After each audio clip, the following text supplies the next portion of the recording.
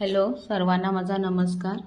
आज आहे रामनवमी आणि मी सकाळची सगळी कामं आटपून पूजा केलेली आहे तर पाहू शकता। आणि आता मी चाललेली आहे रामाचं दर्शन घेण्यासाठी आमच्या गावच्या पिरणवाडीमधील राम मंदिरात। तुम्हाला पण दाखवते, तुम्ही पण दर्शन घ्या। तुम्ही पण दर्शन घ्या आणि बोला जय श्रीराम। वाडीतील बेळगावमध्ये पिरणवाडी हे उपनगर आहे आणि त्या पिरणवाडीतच मी राहते। तर तिथल्या राम मंदिरात आता मी जात आहे आणि रामाला पाळण्यात घातलेलं, सकाळीच पाळण्यात घातलेलं असेल। आता जाऊन मी दर्शन घेऊन येते, तुम्हाला पण दाखवते, तुम्ही पण बघा आणि रामाचं दर्शन घ्या।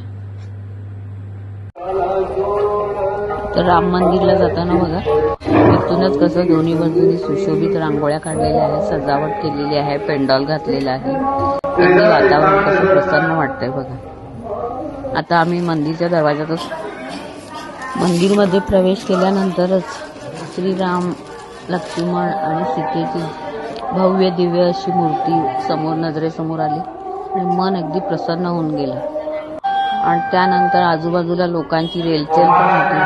अजून रामाला पाळण्यात घातलं नव्हतं, त्याच्या तत्पूर्वीच आम्ही जाऊन पोहोचलेलो। सकाळी नवग्रह शांती झाली होती, बाहेर होम हवन पण चाललेलं आहे, सुरू आहे। आणि इथं आम्ही अतिशय चांगल्या रीतीने दर्शन घेतलं। दर्शन घेतल्यानंतर तिथं नवग्रह शांती जिथं केली होती त्याची पण आम्ही पूजा वगैरे केली आणि अशा प्रकारे मन सगळं अगदी प्रसन्न झालं। आणि मंदिरात गेल्यानंतर एक प्रकारे मन प्रसन्न होते, पण अशा दिवशी, स्पेशल दिवशी जर आपण गेलो तर त्या दिवशी अतिशय आपल्याला मनाला आणखीन आनंद होतो। तिथे होमासाठी तयारी चाललेली आहे आणि भटजीने आपले मंत्रोच्चारण सुरू केलेले आहेत आणि तिथे विविध म्हणजे 5-6 जोडप्याने बसणार आहेत आणि त्या होमामध्ये सामील होऊन त्या होमामध्ये जी सामग्री घालायची आहे